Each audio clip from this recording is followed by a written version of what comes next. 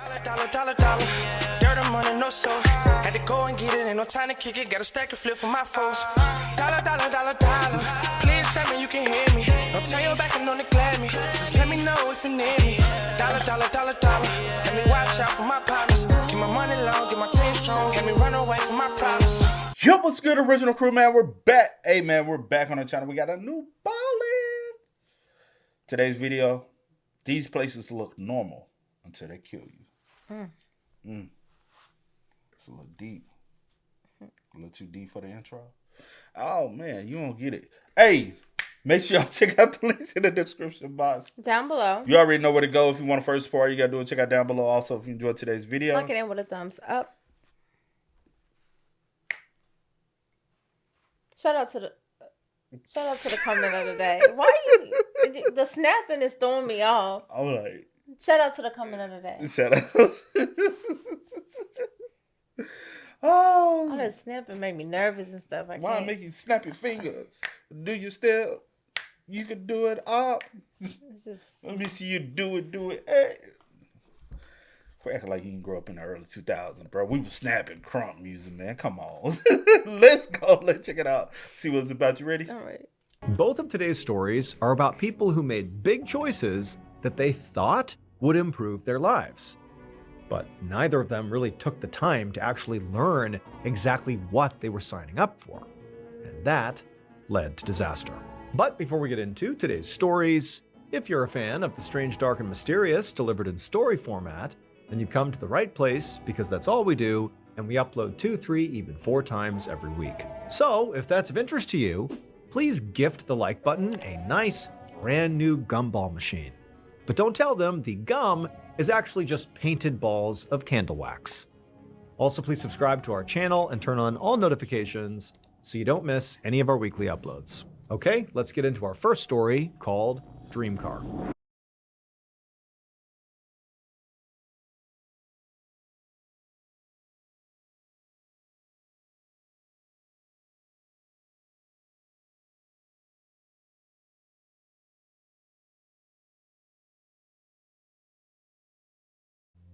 At 8 a.m. on June 8th, 2015, 72-year-old James Lee Rogers parked his beautiful red Corvette in the parking lot of a Waffle House in Port Arthur, Texas. And as he pulled that car into the lot, James, he just felt so proud to be driving this vehicle. This was a 2007 C6 Chevy Corvette, pristine condition, and it was exactly the car that James had been dreaming about like his whole life. It drove amazing, it looked incredible, and more than that, it had all these modern elements to it. It didn't even have regular door handles. Everything was like push buttons and electric. To him, owning this car was like owning a really flashy sports car, and he thought that, anybody who saw him driving it, they knew this guy had made it. And on top of having this really cool car, James also had like a pretty awesome life here in Port Arthur. He had lots of family in the area. He had grown up here. He loved living here. But he also really loved this particular Waffle House. It was where he went basically every morning in his flashy car to get his coffee.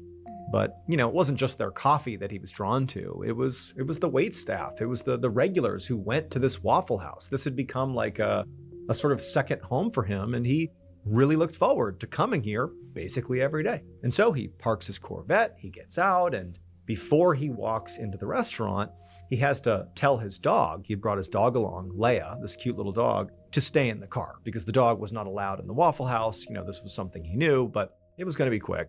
So he told Leia, to be a good girl and stay in the car, don't rip it up, this is his dream car. She was a very good dog. And so she sat down, he shut the doors, used the electric push buttons to do it. And then once he knew his dog was secure, into the restaurant he went. Once he got inside, James took his usual seat at the counter where his friend MJ was already sitting. MJ was in his 60s, and like James, he was also a fixture at this Waffle House. And so the two immediately began chit-chatting about the weather and their kids. And then at some point, James ordered his coffee and used that as a chance to catch up with some of the wait staff that he spoke to every morning.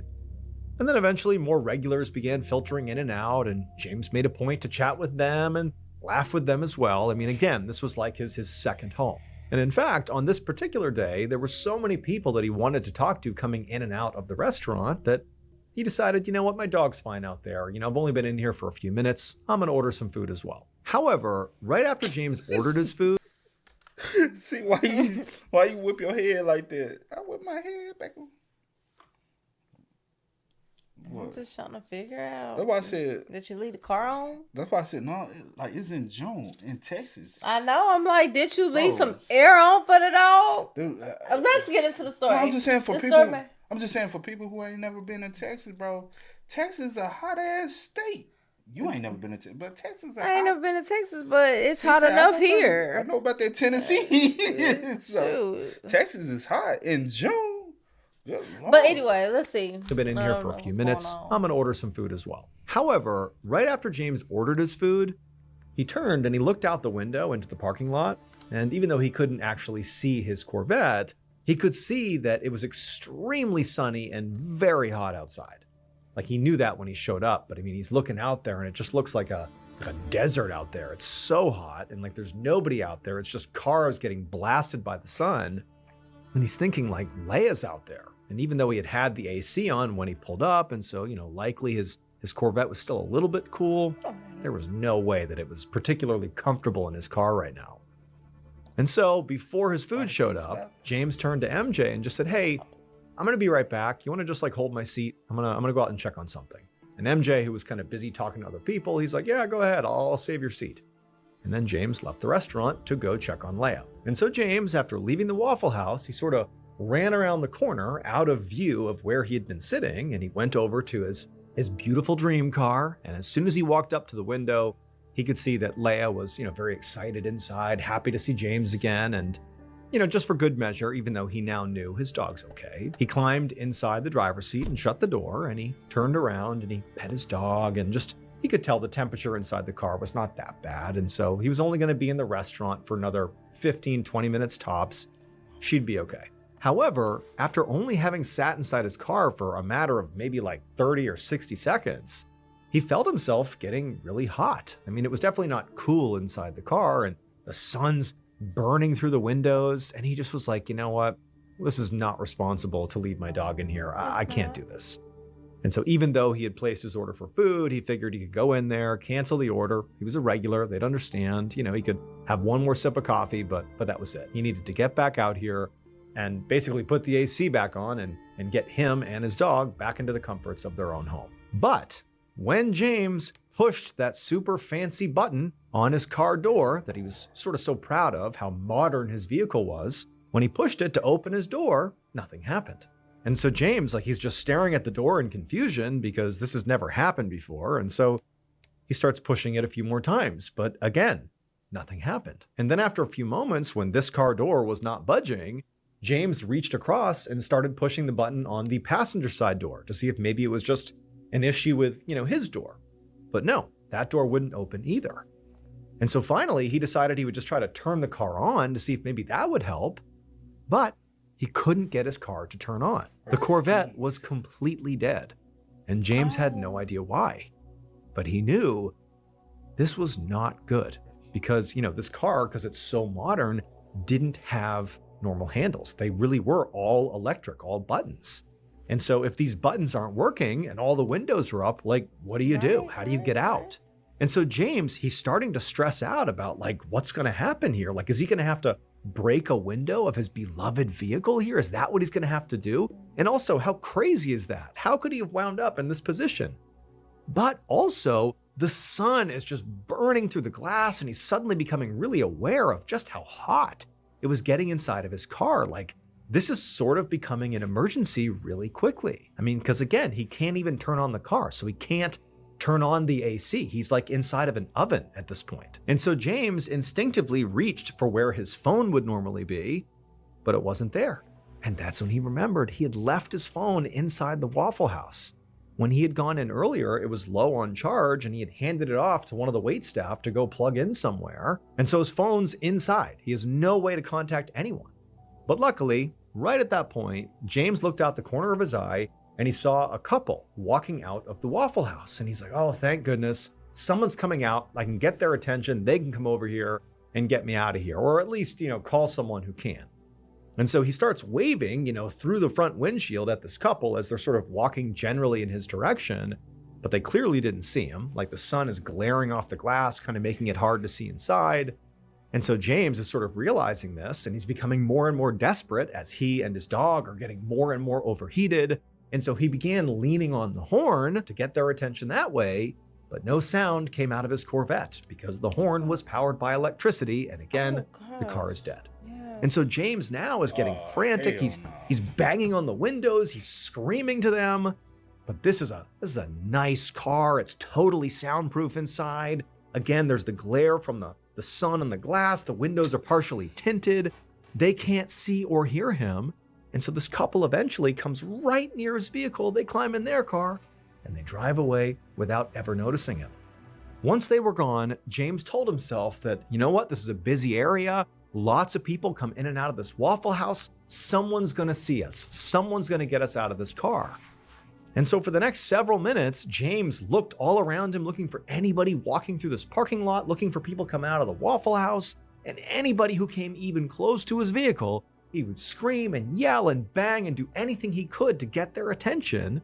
But nobody noticed him. Like no one could see or hear him. And now James and his dog were really starting to struggle with the heat inside of this vehicle. It really was like they were trapped inside of an oven. And so eventually, when it seemed like no one was going to notice them, James just began frantically looking around the interior of his car for a toolkit. He thought he had left a toolkit in here somewhere, in case of emergencies. And he's thinking, maybe there was a tool in there he could use to maybe jimmy open one of the doors, or if he had to, he could maybe use something heavy in the toolkit to break a window, just to get out that way. And so eventually, in the back seat near Leia, he found this toolkit, but when he cracked it open, he was disappointed because it really didn't have anything that useful.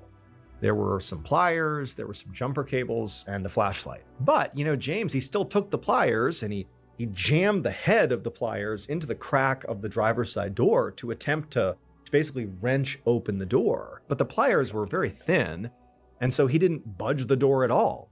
And he used a lot of energy trying to, force the door open. And remember, it's like blisteringly hot inside of the vehicle at this point, and it's getting harder and harder to breathe.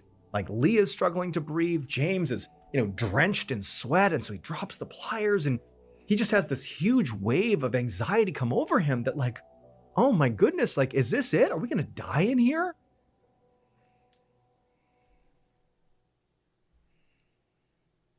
And so as like this crushing reality is coming down on him, James has this adrenaline surge, and he leans back in his seat and he starts kicking as hard as he can against the glass with his feet to try to break open the windshield or kick open the driver's side window. But amazingly, despite all of his energy going into this, he didn't crack the window at all. Like it felt like he was kicking a concrete wall. There was no budge, nothing. And so again, after exerting even more energy and now sweating even more, and it's getting harder and harder to breathe, James took those pliers and he's really gassed. He can barely breathe, and he starts smashing the head of the pliers into the window. That didn't do anything. So it's like, I can't do anything to get out of this vehicle. And so James, he sort of just like lays back in the driver's seat, which he had reclined at this point, and he's panting. He can barely breathe. He's opened up his shirt a little bit, and he's looking back at his dog, and she's really struggling, and he's just like, I can't believe this is happening.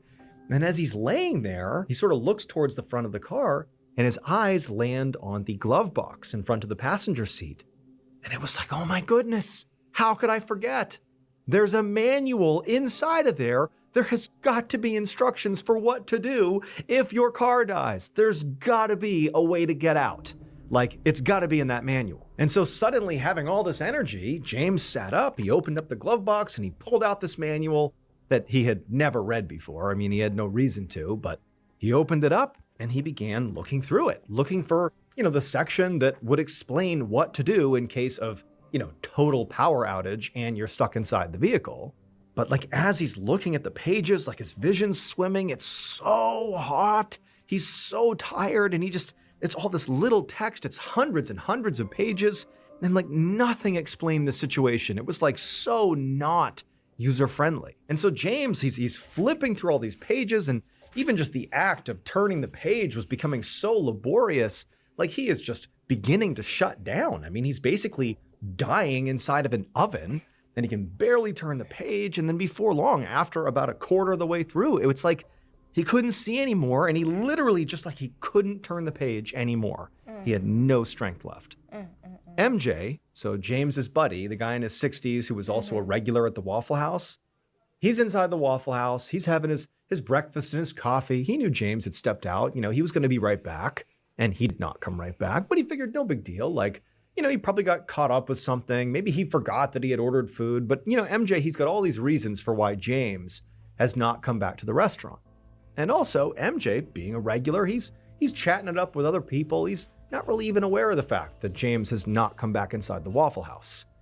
And eventually, after MJ had had his coffee and his food, he's getting ready to maybe make an exit himself when two employees come running in the front door of the Waffle House. And so everybody turns to these employees who clearly are sort of making a scene here. And they're like, what's going on? And the employees, they're like, we just saw James. He's asleep in his car and we can't open the doors. We slammed on the windows, but he's not reacting. At this point, MJ felt sick to his stomach because he suddenly realized when he looked at his watch, it had been 4 hours since James had gone outside saying he'd be right back. Now, MJ, you know, he got caught up doing other things and he was in here all the time. He loved being here. Time flew when he was in here. But even he didn't understand how much time had passed. And he's thinking like, oh my gosh, what's happened to James? And so MJ jumps out of his seat and he runs outside into the blistering heat. He goes around the corner to the red Corvette. He sees, you know, through the tinted glass, there's James inside of the vehicle.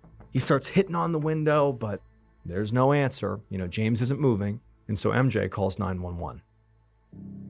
It would turn out when James bought the red Corvette, I mean, it really was like his dream car. He fell in love with it. I mean, it was beautiful. It was flashy. It oozed status. It had all this new tech. It looked so expensive. I mean, it was perfect. And James, I mean, he didn't just, you know, buy this car and that was it. I mean, after he had it, he obsessed over it. He learned every little detail about it. He took great care of it. He drove it everywhere. I mean, this was like his child.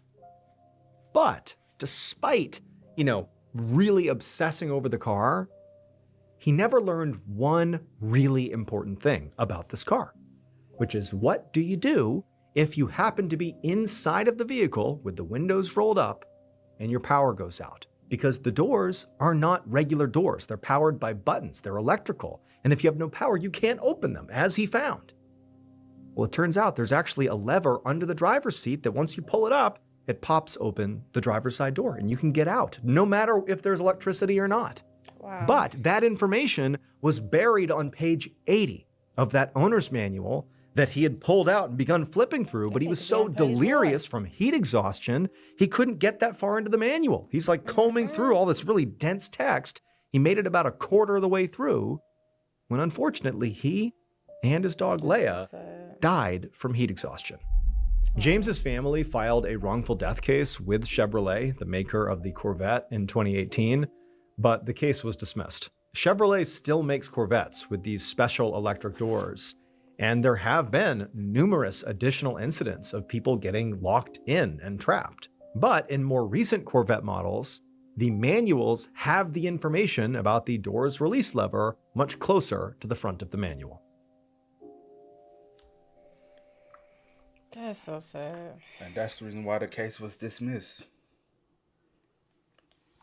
It's in the instructions.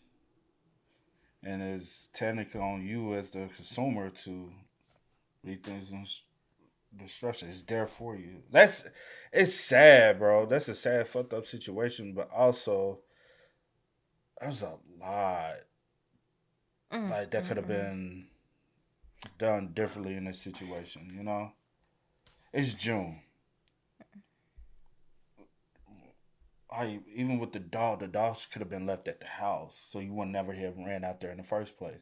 Also, there's a lot of things that could have been done differently. Unfortunately, it wasn't done, and so unfortunately, we have a man and his pet gone. Mm-hmm.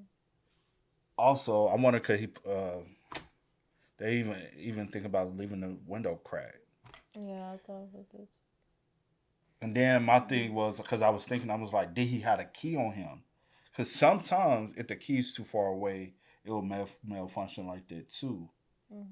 Because I'm like, also, some keys are made where, like, the key hard enough to pierce through the glass. So, say, for instance, you take the key, you hit it hard enough, it'll shatter. But also, he's 70, in his 70s. He's weaker and more frailer, so he's not going to be able to use a lot of strength, too. Mm-hmm. And it's hard. And yeah, he's exhausted. It's just a lot, yeah.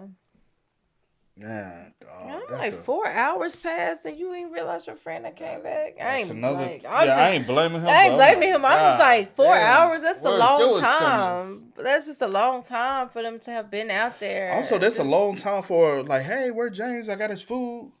Oh, he stepped out. Hey, James hasn't. Somebody should. His phone over here.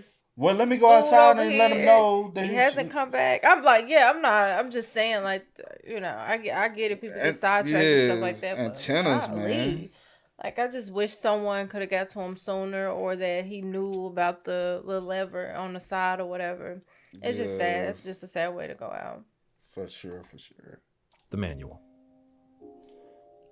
Rest in peace to James and to Leia.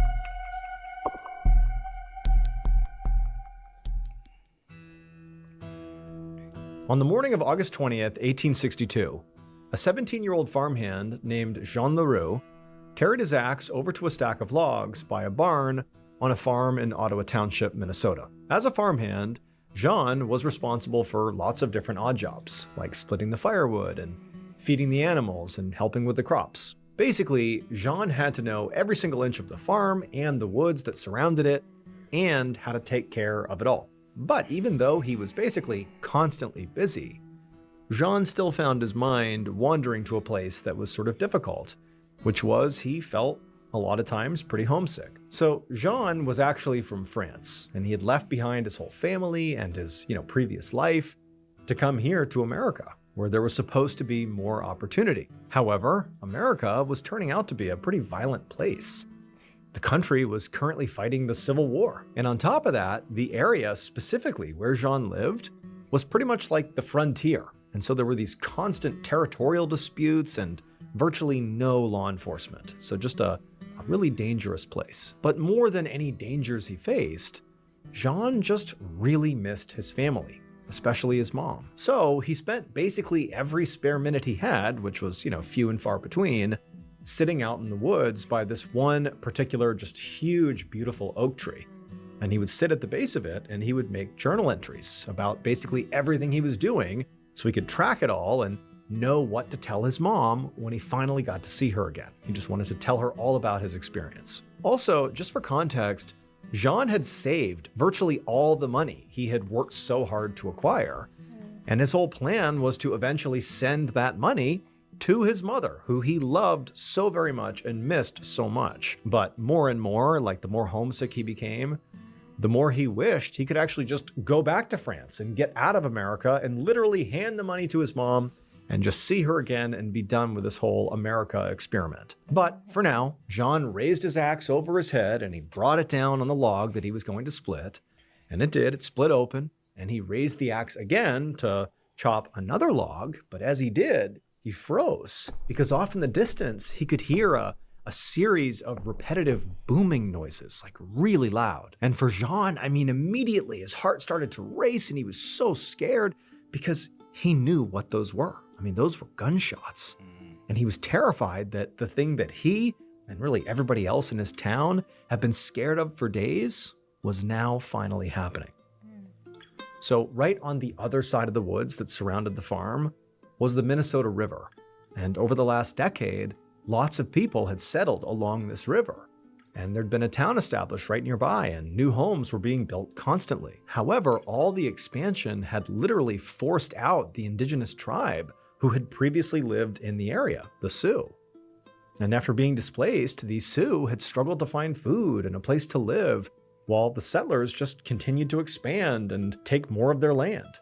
So finally, just 2 days earlier, the Sioux had had enough, and they finally retaliated, attacking settlements along that river. It was being called the Sioux Uprising, and the attacks so far had been horrific. A lot of farms along that river had been burned to the ground, and their occupants had been killed right alongside it. And then just yesterday, the Sioux had attacked a city that was just 50 miles down the river from where Jean was right now. And so Jean and everybody else in this particular area had really been terrified the last 24 hours that the violence was moving in their direction towards Ottawa Township. And so now Jean, he had put his axe down and he just stood there, trembling as the sound of gunshots continued. I mean, this was not just a few stray bullets. This was a barrage of gunfire. And so this could only mean one thing. The Sioux were here. Now, Jean couldn't tell exactly where the shooting was coming from, but he could tell it was pretty close. And so Jean knew that he likely only had maybe several minutes to gather up whatever he could of his possessions and get to safety before the Sioux arrived. So Jean, he bolts over to the farmhouse, goes inside, and he goes to the area inside where he slept, and he grabbed his rifle, and he also grabbed his notebook and all that cash he'd been saving for his mom. And he jammed the notebook and the cash into a satchel, and with his rifle over his shoulder, he ran back outside. And then once he was outside, he sprinted right towards the tree line at the edge of the property. And after running for a little while, Jean finally stopped to catch his breath and to listen to see if there was more gunfire. And as he sat there listening, he couldn't hear anything. But that's when he realized, he's all alone out here. If the Sioux came charging through the trees right now, he wouldn't stand a chance even with his rifle. But Jean had an advantage. He knew these woods like the back of his hand. He was in here all the time. And because of that, he knew exactly where to go to find safety. About an hour later, Jean's boss and the owner of the farm, Edward Gleek, hustled from his farmhouse towards town. Mr. Gleek had also heard the gunshots. Basically everybody in town had. And he had come running out of the barn just in time to see his farmhand, Jean Leroux, bolting off into the woods. And, Mr. Gleek, he didn't blame the kid. He was also horrified by the recent attacks and was also very worried that those shots they were hearing were a sign that trouble had finally arrived in their town. But after all these gunshots, no Sioux warriors showed up in town. And so now Mr. Gleek was heading to the town center to see what had actually happened. What were those gunshots? Now, Mr. Gleek had sort of accepted that this could have been something totally benign, or it could have been the Sioux. He didn't know. But he was just going to find out. He was rational. He was calm, despite, the risks here.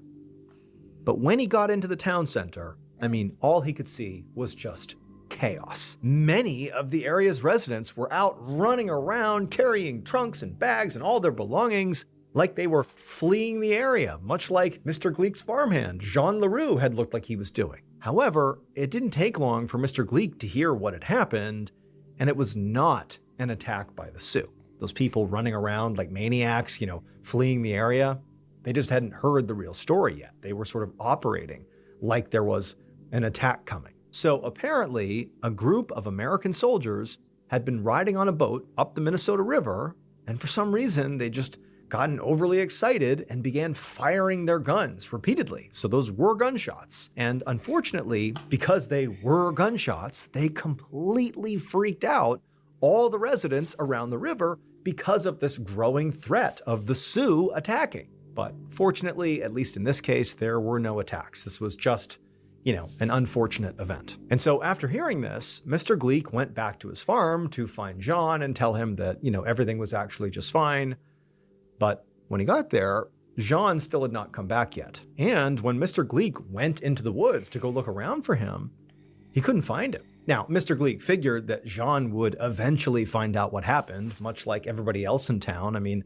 Not everyone had the news yet. And so at some point that day, he was bound to return. But by the time night fell, Jean still had not come back.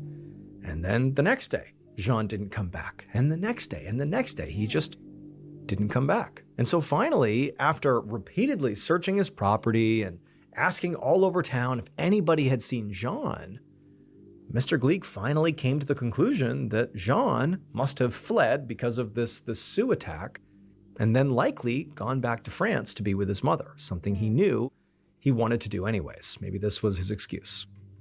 57 years later, on a morning in July of 1919, Mr. Gleek sat on his porch looking out over his farm, the same farm that Jean had been a farmhand for 57 years earlier. Mr. Gleek was old now, and so he could no longer actually physically work on the farm himself.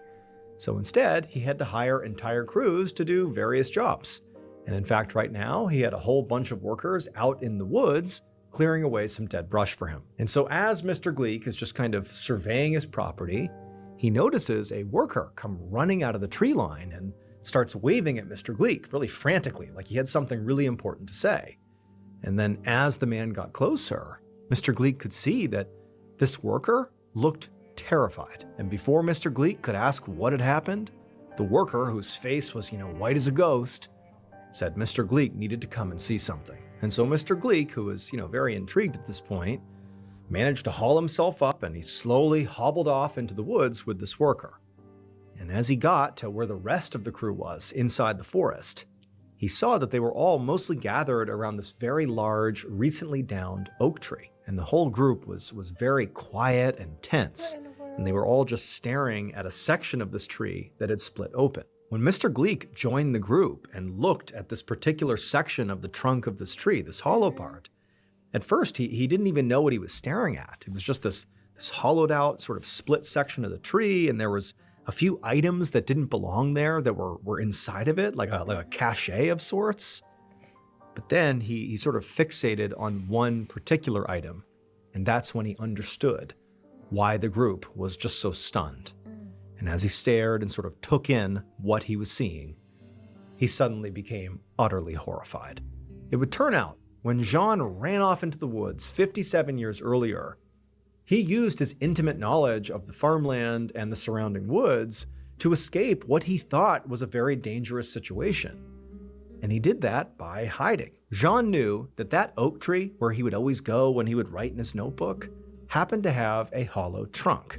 And he figured he'd be just the right size to crawl inside of there and stay in there hidden until the Sioux were gone. And so Jean had made it to the tree, and he had wedged himself inside of there, totally out of view. And then unfortunately, he got stuck. From inside the trunk of the tree, Jean had managed to write one last letter to Mr. Gleek, saying that he couldn't get out, he was stuck. And if he did die here, to please give all his money to his mother in France. And so decades later, when Mr. Gleek's workers cut that big oak tree down, what they found inside of the hollow trunk was Jean's gun, his money, his notebook, and his mummified body. What the fuck? 57 years later, that is crazy. That is insane, bro. That is so like, what? Right? Crazy. Rest in peace to John. Damn. I couldn't fathom man, that's insane. That's really insane. I'm lost from words, bro. Facts. Oh wow. Well, it don't even. I was just wondering, like, how long was he before he like perished? How long? Yeah. Yeah, I was just like, damn. Probably like a few days though. Maybe probably. Especially if he was small enough to even get and in then that. It's August, so it's hot. Oh yeah. I know it's in Minnesota, but still, yeah. like in this but it's still August. August typically one of the hottest months of the whole year. Yeah. Yeah. Oh yeah, because it's and inside of a tree. Oh yeah. With fully no clothed. smell? No smell? Probably not sitting out in the woods. Oh yeah. You on farmland. And he probably ain't going if Mr. Glee probably wasn't going out that far himself. Yeah. That's sad. So young. So young, man. And his parents probably like, what? He hadn't seen any. I wonder. I wonder that as well. Like, haven't heard from him. Maybe just thinking he's just, living his life. I don't know. Guess he like, forgot about us or something. I just wonder, like, with that, like, That's sad. It is, man. Y'all spam us up, man. Let us know y'all thoughts in the comments for us down below. But until next time, y'all know how it go, man. I do go by the name DJ New Kid. This is Sierra Nicole. We are. Kid and C. We are. Go and get it, ain't no time to kick it. Got a stack of flip for my folks. Dollar, dollar, dollar, dollar. Please tell me you can hear me. Don't turn your back and don't neglect me. Just let me know if you need me. Dollar, dollar, dollar, dollar. Let me watch out for my pocket.